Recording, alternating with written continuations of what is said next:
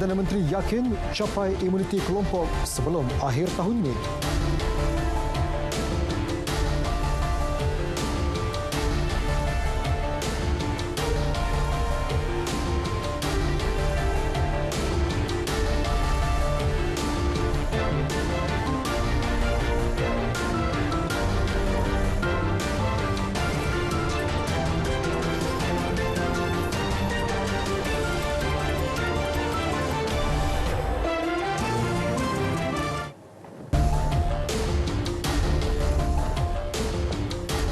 Assalamualaikum dan salam sejahtera. Bersama saya Kamal Firmansyah Kamaluddin, ini Berita Tengah Malam. Keputusan kerajaan untuk tidak melaksanakan PKP penuh seperti dilaksanakan tahun lalu menerusi PKP 1.0 dibuat atas dasar mengimbangi kepentingan nyawa dan kehidupan atau life and livelihood. Perdana Menteri Tan Sri Muhyiddin Yassin menegaskan keputusan itu mengambil kira perkembangan situasi semasa pandemik. Malah kerajaan mungkin terpaksa membelanjakan RM0.5 triliun untuk menampung impak PKP penuh bagi mengelak daripada risiko keruntuhan sistem ekonomi. Dia boleh tutup, tapi bila nak buka balik, mungkin sistem itu dah runtuh. Jadi sebab itu kita belajar. Dalam setahun ni, kita tak boleh tutup itu. Ekonomi tutup. Sebab itu kita kena imbang. It is between life and livelihood. Tanya saya, life is important. Kehidupan manusia, saya tak melihat rakyat saya terkorban hanya kerana kelekaan saya ataupun kelekaan mereka. Saya juga tidak mahu ekonomi negara kita runtuh sampai tak ada pendapatan rakyat nak makan. Tambah beliau, pihaknya memantau rapat kemampuan fiskal negara setelah memperuntukkan lebih RM340 bilion menerusi 6 pakej rangsangan yang diperkenal sebelum ini. Dalam pada itu, mengulas isu SOP yang disifatkan sesetengah pihak mengelirukan dan sering berubah-ubah. Beliau meminta setiap pemimpin masyarakat memainkan peranan masing-masing memberi penerangan mengenai sebarang perubahan. Lebih-lebih lagi berhubung SOP melibatkan subsektor yang lebih terperinci agar tidak timbul kekeliruan dan menjamin pematuhan dalam kalangan rakyat. Saya nak jelaskan ini supaya jangan ada menyatakan bahawa bercelaru. Dilihat bercelaru, tapi sebenarnya mungkinlah ada sikit kecelaruan. Kerana dia nak dimantapkan lagi. Kalau hari ini A, besok dah A-1 katakan. Kenapa buat begitu? Keadaan berubah. Dan kita taklah orang kita statik, dinamik. Ikut keadaan situasi yang memerlukan kita membuat adjustment untuk menangani situasi yang berbeza-beza. Kerajaan tidak menghalang sekiranya ada pihak di negara ini yang berhasrat membeli sendiri vaksin COVID-19. Tegas Perdana Menteri, pihak berkenaan mesti mendapat kelulusan bahagian regulatori farmasi negara NPRA. Kita tak ada halangan. Syaratnya ialah ubat vaksin yang dibawa masuk tu mesti dah diluluskan oleh NPRA, National Pharmaceutical Regulatory Agency. Sementara itu, mengenai perkembangan program imunisasi, beliau yakin misi mencapai imuniti kelompok 80% mungkin dapat dicapai lebih awal dalam tahun ini, bergantung faktor bekalan vaksin yang ditempah tiba seperti dijadualkan sekaligus menjadi pembangkit usaha pemulihan ekonomi. Mungkin bekalan ini akan capai sekarang ini lebih cepat. Bila vaksin sampai cepat, lebih banyak orang akan dapat diberikan suntikan, tak kira dia sama Pfizer ke, AstraZeneca ke, Sputnik ke, Moderna, apa lagi macam-macam jenama yang kita ambil, maka rakyat kita akan nanti sampai katalah 80% dia kata dah ada herd immunity. Di waktu itu bila ekonomi sudah meningkat, COVID dapat kita kawal, sebahagian besar rakyat sudah disuntik, sudah ada antibodies pelindung dalam badan kita daripada mudah dijangkit, jadi situasi insya-Allah akan bertambah baik. Tan Sri Muhyiddin turut menzahirkan penghargaan kepada semua petugas Barisan Harapan termasuk sukarelawan program vaksinasi yang kekal komited meskipun keletihan.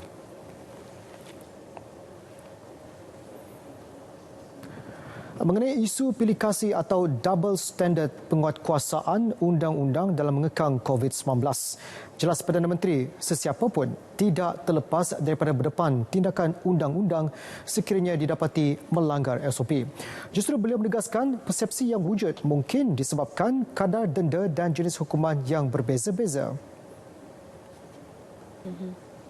Sebab tu kendiri tu, self control, self lockdown tu penting. Supaya taklah kita berdepan dengan hukuman. Pasal kenapa kita nak dihukum? Pasal kerajaan nasihat nak jaga diri awak.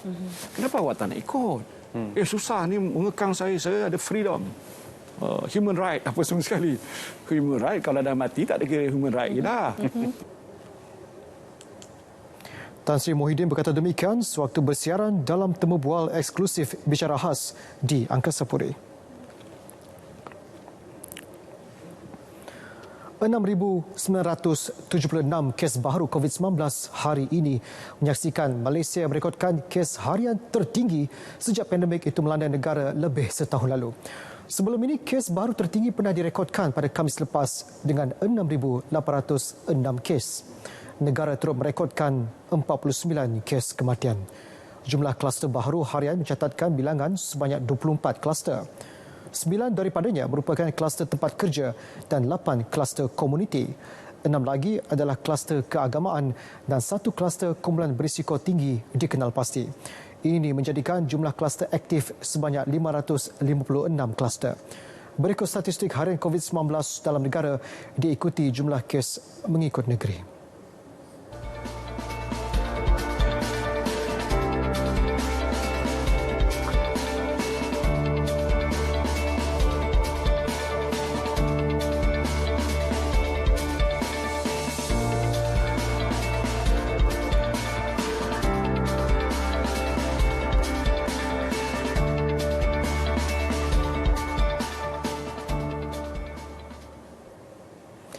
Kuncinya adalah pematuhan prosedur operasi standard SOP, terutama kawalan kendiri secara serius. Pandangan disuarakan pakar kesihatan awam berhubung keputusan mengetatkan operasi sektor ekonomi dan sosial yang mampu melandaikan lekuk jangkitan COVID-19. Ketua Jabatan Perubatan Kesihatan Awam Universiti Teknologi MARA UiTM, Profesor Madya Dr. Zaliha Ismail mengakui pada saat ini kawalan kendiri amat penting dan perlu disokong semua pihak.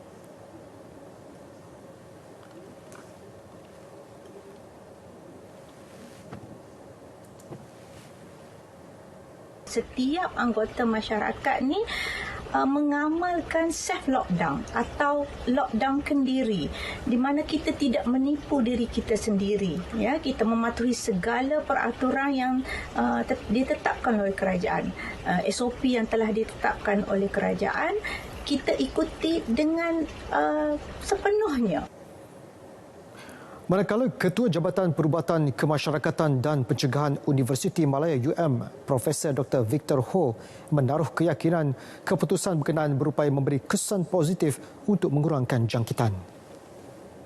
Rasionalnya adalah untuk mengurangkan penularan virus melalui pengurangan aktiviti-aktiviti yang melibatkan pertemuan bersemuka dan kelompok orang yang ramai. Walaupun PKP 3.0 sudah diperketatkan, masih banyak sektor ekonomi yang beroperasi. Pekerja-pekerja dan orang ramai yang mengunjungi tempat-tempat ini mesti patuh kepada SOP. Jikalau SOP masih tidak dipatuhi, maka lengkuk penularan COVID-19 tidak dapat dilandaikan. Hari demi hari, data menunjukkan peningkatan kes mendadak apabila angka kes harian COVID-19 mencecah 6,000 kes sehari sejak 19 Mei lepas. Angka berkenaan berterusan melonjak dalam tempoh 5 hari berturut-turut sehingga hari ini dengan mencatatkan 2,248 korban. Adakah rakyat menyahut saranan Kementerian Kesihatan untuk melakukan kuarantin diri serta kawalan kendiri di rumah bagi tempoh 2 minggu? Laporan Grace Aisyah Kedayan. We cannot succeed without the collaboration of the people and the rakyat. If you are infected, come to the hospital. If you do not have ICU bed, we are in trouble. So then we do not want to end like countries. We have to select who will live and who will die. Rata-rata senada, Sekatan Pergerakan Kediri langkah terbaik mengekang penularan jangkitan selain pematuhan SOP seperti mana yang telah ditetapkan lebih setahun lalu. Saya nampak selalu hari-hari pun ada orang pergi kat Maidin ke mana-mana pun, sebenarnya tak payah hari-hari. Jaga diri, kendirikan diri, duduk kat rumah supaya keluarga semua pun sihat. Maknanya jangan, kalau tak perlu keluar dari rumah, jangan keluar. Sebab kat luar kita tak tahu apa benda. Untuk beri barang keperluan, saya rasa kena ikut balik pada MCO yang pertama. Maksudnya ketua keluarga harus menjadikan peranan untuk membeli barang keperluan. Kalau kita tengok kadar peningkatan COVID-19 baru-baru ini pun memang dah jangka di luar jangkaan lah, 6,000 ke atas. Dan kita pun kena ingatlah, kalau kita keluar ke luar rumah tu kena ikut keperluan semasa. Kalau kita nak beli barang pun, belilah barang untuk sebulan mungkin. Saya baru keluar je ni. Saya dah berapa bulan dah. Saya pergi dekat kedai kat rumah je. So ni saya baru ni paling jauh lah saya keluar untuk buat swab test. So tapi saya rasa yang saya sokong lah, yang macam kita patut tak keluar macam tahun lepas lah. Government patut buat macam tu, total lockdown. So baru wabak tu boleh berkurangan lah. Satu lagi, kalau kata tak boleh buat PKP penuh pun, just kalau nak beli barang ke apa tu, lagi baik online lah daripada keluar kan. Sebab kalau luar kan lagi senang merebak virus. Semalam, Ketua Pengarah Kesihatan Tan Sri Dr. Nur Hisham Abdullah merayu kepada seluruh rakyat Malaysia untuk terus kekal melakukan kawalan kendiri bagi memberi ruang kepada KKM merawat pesakit COVID-19. Dengan situasi sekarang, usahlah kita menjadi rakyat yang bertelinga tempayan. Degil tidak mahu mendengar nasihat. Tidak cukupkah angka kes COVID yang mencanak naik setiap hari membuka mata kalian? Atau adakah kalian cukup kebal daripada jangkitan COVID-19? Tanamkan rasa tanggungjawab dan kesedaran dalam diri demi kebaikan semua pihak untuk kita memutuskan rantaian COVID-19. Grace Aisyah Kedayan, Berita RTM.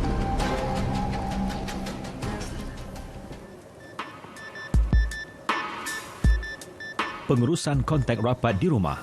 Pertama, kontak rapat perlu dikuarantin selama 10 hari dari tarikh terakhir pendedahan kepada kes positif.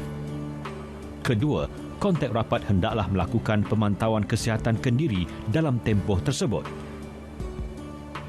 Ketiga, kontak rapat akan dihubungi untuk tujuan penilaian kesihatan dan pemberian perintah pengawasan dan pemerhatian mengikut pengaturan PKD masing-masing.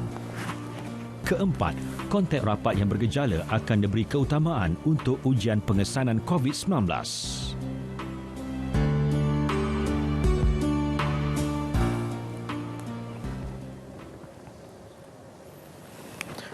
Kerajaan akan mempunyai bekalan 8.2 juta dos vaksin Sinovac menjelang akhir Jun dengan 3.8 juta daripadanya melalui proses secara fill and finish oleh Pharma Niaga Life Science Sdn Bhd. Menteri Kanan Pertahanan Datuk Seri Ismail Sabri Yaakob memaklumkan 4.4 juta dos vaksin COVID-19 itu diimport terus dari China dengan 400,000 telah diedarkan. 1 juta telah diterima manakala baki 3 juta lagi diperoleh akhir bulan depan. Setakat hari ini, kilang ini telah pun siap membotolkan ataupun membuat fill and finish ini sebanyak 1.8 juta botol, dan akhir Jun ini akan siap another 2 juta ini di sini. So bermakna di kilang ini sehingga bulan Jun nanti, akhir Jun nanti, kita boleh supply sebanyak 3.8 juta. Ini tidak termasuk yang diimport terus daripada negara China, iaitu yang telah pun siap diproses dan dibotolkan. Setakat hari ini yang telah pun kita import adalah sebanyak 1.4 juta, dan pada akhir Jun nanti kita akan menerima 3 juta lagi, manakala bulan Julai 3 juta dan Ogos 3 juta. Bermakna untuk yang diimport daripada China adalah sebanyak 10.4 juta. Beliau memaklumkannya dalam sidang media secara maya bersama Pengarah Urusan Pharma Niaga Datuk Zulkarnain Mat Yusof di Ibu Negara. Terdahulu, Datuk Seri Ismail membuat lawatan kerja ke kilang berteknologi tinggi Pharma Niaga Life Science Sdn Bhd bagi mengetahui perkembangan terkini dan proses penghilangan fill and finish vaksin Sinovac.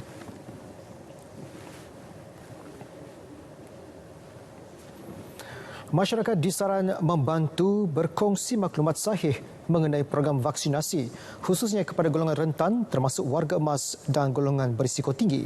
Perkongsian bagi mengelak sentimen juga ketakutan untuk menerima suntikan vaksin yang boleh menghalang usaha kerajaan mencapai sasaran 80% imuniti kelompok.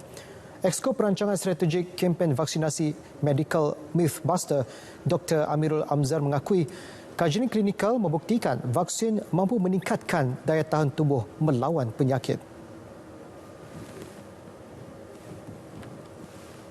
Mereka ini mengalami kebanjiran maklumat dan kita perlu menghalang maklumat-maklumat palsu ini sampai kepada mereka. Tetapi untuk berbuat demikian, kita sendiri kena yakin dengan vaksin. So kalau kita nak convince mak ayah kita supaya ambil vaksin, kita sendiri kena yakin bahawa vaksin itu berkesan. Dan memang vaksin itu berkesan, memang ianya selamat. Beliau ditumis selepas menjadi tetamu program Selamat Pagi Malaysia di Angkasa Puri.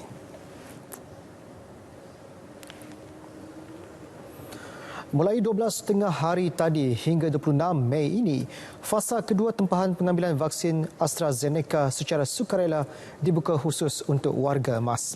Keutamaan kepada golongan warga emas untuk menempah slot janji temu suntikan vaksin itu disambut baik dalam memastikan mereka terus dilindungi. Bagi saya baguslah. Pasal apa? Yang kumpulan yang jadi sasaran pada virus COVID ni adalah terutamanya warga emas. So patutnya memang warga emas didahulukan kan. Pasal apa? Kita secure kita warga emas kita lah. Pakcik ni dah daftar? Saya dah daftar. Saya cuma belum panggil lagi lah. Ini memang bagus. Kita selalu cukup ada safety. Tak boleh takut. Mesti mau mah. Kita selalu cukup. Kita mau jaga kita. Langkah untuk mengutamakan warga emas untuk pakai suntikan ini adalah baik. Sebab mereka ni dah golongan yang selepas frontliners yang patut diberi perlindungan. Dan kita berusaha. Cuma Tuhan akan menentukan. So, jadi itu salah satu jalan yang diambil oleh seluruh dunia untuk mengatasi masalah semasa ini. Slot tempahan boleh dibuat di laman web rasmi atau Pejabat Kesihatan Daerah kawasan terlibat bagi penduduk di Lembah Kelang, Johor, Sarawak dan Pulau Pinang. Perintah Kawalan Pergerakan diperketat PKPD bakal dilaksanakan di Taman Abaka Ladang Tebel, Tawau, Sabah berkuat kuasa pada 25 Mei sehingga 7 Jun depan. Menteri Kanan Pertahanan Datuk Seri Ismail Sabri Yaakob dalam kenyataan media memaklumkan pelaksanaan PKPD berkenaan membolehkan Kementerian Kesihatan Malaysia KKM menjalankan pengesanan awal kes agar dapat diasingkan secepat mungkin. Sehingga kini terdapat 37 kes positif COVID-19 telah direkodkan hasil daripada 135 ujian saringan yang telah dilakukan KKM. Terdapat juga peningkatan kes yang amat ketara dalam masa yang singkat dengan kadar kebolehjangkitan yang tinggi di lokaliti tersebut. Sementara itu, seramai 644 individu ditahan atas pelbagai kesalahan ingkar prosedur operasi standard SOP semalam. Daripada jumlah berkenaan, kesalahan gagal merekod butiran diri atau gagal mendaftar masuk premis mencatatkan jumlah tertinggi iaitu 218 individu. Datuk Seri Ismail Sabri berkata, di bawah operasi Benteng atau Op Benteng, 39 orang pendatang asing tanpa izin parti telah ditahan. Selain 3 buah kenderaan darat juga dirampas semalam. Selain itu, 169 buah bot dan kapal turut dikesan di perairan negara melalui 7 aktiviti penglihatan. Golongan peniaga menyambut baik langkah memperketatkan SOP untuk sektor ekonomi dan sosial. Bagi mereka, keputusan tidak menutup secara keseluruhan sektor tersebut disifatkan langkah terbaik sekaligus membolehkan peniaga menambah pendapatan yang telah terjejas ekoran Sekatan Pergerakan sebelum ini. SOP lebih ketat PKP 3.0 akan berkuat kuasa Selasa ini dengan menetapkan operasi perniagaan di seluruh negara kecuali farmasi bermula dari pukul 8 pagi sehingga 8 malam. Kalau dia memperketatkan ni okeylah sebab kita memandangkan penyakit ni kan. Jadi kita okeylah, tak ada masalah lah. Setakat ni alhamdulillah lah sebab kerajaan menghadkan waktu tapi dok lockdown kan. Sebagai orang peniaga ni memang kami pun susah juga. Bukan kami, antara semua peniaga lah. Memang susah juga tapi apa nak buat kita terimalah. Pasal kes pun dah meningkat. Kita pun faham juga tapi jangan buat selama-lama lah. Sementara waktu kita kasih okey semua, okeylah, alhamdulillah, bagus. Kerajaan boleh mengambil tindakan lebih efektif tetapi jangan terlalu panjang kerana terlalu panjang sudah 2 tahun kita dalam keadaan COVID ni.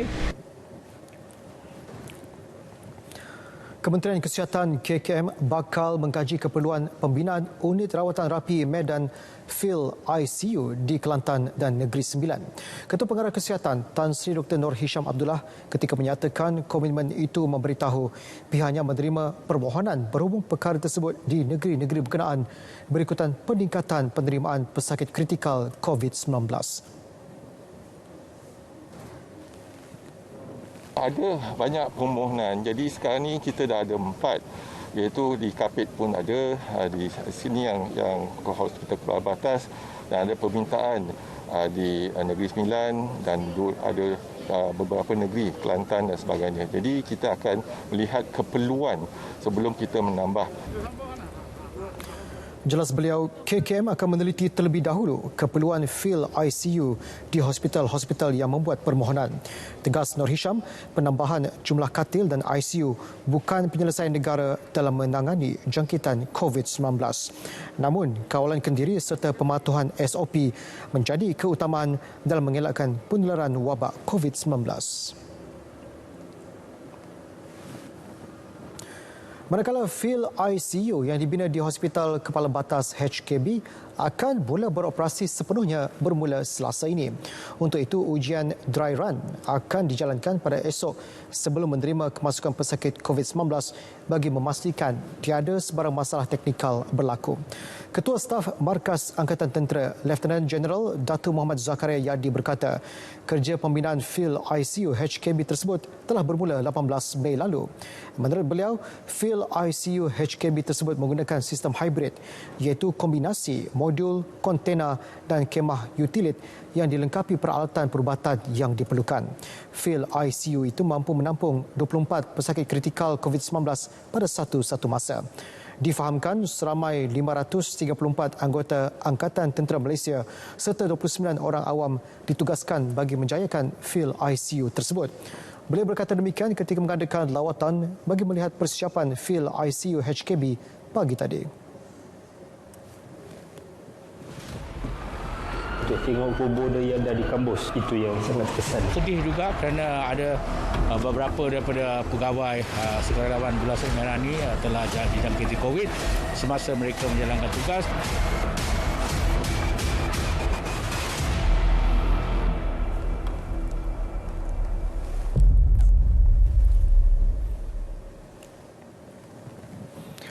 Bertemu kembali. Operasi mencari dan menyelamat SAR seorang nelayan tempatan hilang di pantai Kuala Terengganu diteruskan hari ini dengan meluaskan kawasan pencarian di sepanjang perairan negeri itu. Operasi yang masuk hari keempat itu diperluaskan dengan melakukan pencarian melalui udara dan kawasan perairan dengan menggunakan beberapa aset laut dan udara. Agensi Penguatkuasaan Maritim Malaysia APMM bermula dari perairan Kemaman hingga Besut. Pengarah APMM Terengganu, Kapten Maritim Muhammad Sufi Muhammad Ramli dalam satu kenyataan media memaklumkan operasi yang bermula kira-kira pukul 7 pagi tadi membabitkan kawasan pencarian seluas hampir 332.37 batu persegi. Menurut Kapten Maritim Muhammad Sufi, APMM terus menggunakan bantuan sebuah helikopter dan kapal maritim bagi mengesan mangsa yang dipercayai dihanyutkan arus dari lokasi kejadian. Operasi hari ini turut dibantu sebuah bot dan 2 jet ski dari pasukan polis marin, sebuah bot Jabatan Perikanan serta bantuan komuniti nelayan tempatan dan sehingga kini mangsa masih gagal ditemukan. Dalam kejadian Khamis lalu, Wan Muhammad Sufian Wan Abdul Rahman, 34 tahun, dipercayai hilang di laut selepas bot miliknya ditemukan nelayan tempatan kira-kira 10 batu nautika dari muara Kuala Terengganu.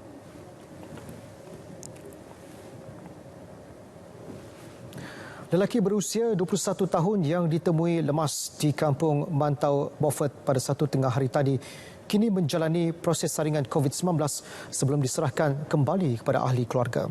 Menurut abang mangsa Faisal Jisirun, 26 tahun, beliau sempat melihat arwah naik semula selepas tergelincir tetapi terjatuh semula selepas itu.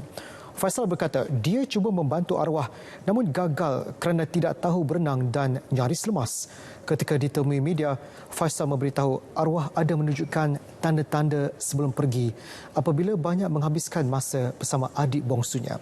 Namun tidak menyangka ia adalah satu petanda yang terakhir mereka. Fairul Jisirun ditemui lemas oleh penduduk kampung dan Angkatan Pertahanan Awam selepas tergelincir ke kawasan dalam dan tenggelam semasa menolak perahu yang dinaiki bapa dan kakak ipar mangsa.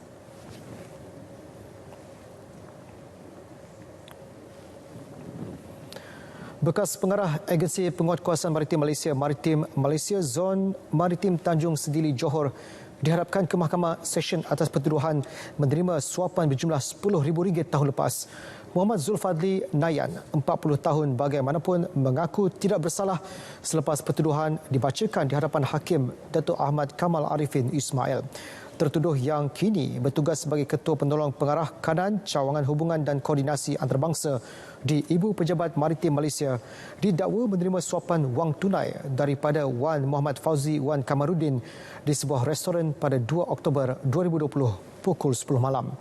Muhammad Zulfadli didakwa menerima suapan atas jawatannya untuk tidak mengambil tindakan ke atas siasatan kapal MT Singa Gangsa milik Alam Gala Resources Sdn Berhad yang ditahan oleh KM Mulia Maritim Malaysia Zon Maritim Tanjung Sedili pada 17 September tahun lepas.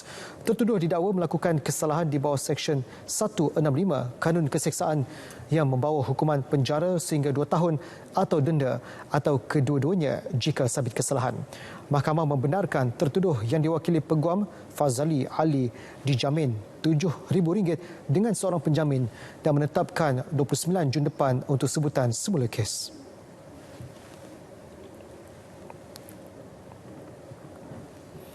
Sebuah bot nelayan tempatan kelas B1 ditahan Agensi Penguatkuasaan Maritim Malaysia APMM kerana menceroboh zon tangkapan ikan di kedudukan 5.45 batu nautika barat laut Sungai Belukang di Bagan Datoh semalam. Pengarah APMM Perak Kapten Maritim Syahrizan Rahman dalam satu kenyataan memaklumkan penahanan bot bersama 2 kru tempatan itu dilakukan pada pukul 6.44 minit petang hasil maklumat awam. Jelas beliau, ketika ditahan, bot berkenaan disyaki sedang menangkap ikan kurang daripada 8 batu nautika di perairan berkenaan sekaligus melakukan kesalahan mengikut Akta Perikanan 1985. Pihaknya turut merampas 30 kg pelbagai jenis ikan dan peralatan pukat tunda yang digunakan bot tersebut. Katanya, bot bersama kru dan rampasan dibawa ke Pusat Tahanan Vessel PTV Kampung Baru Sitiawan untuk tindakan lanjut.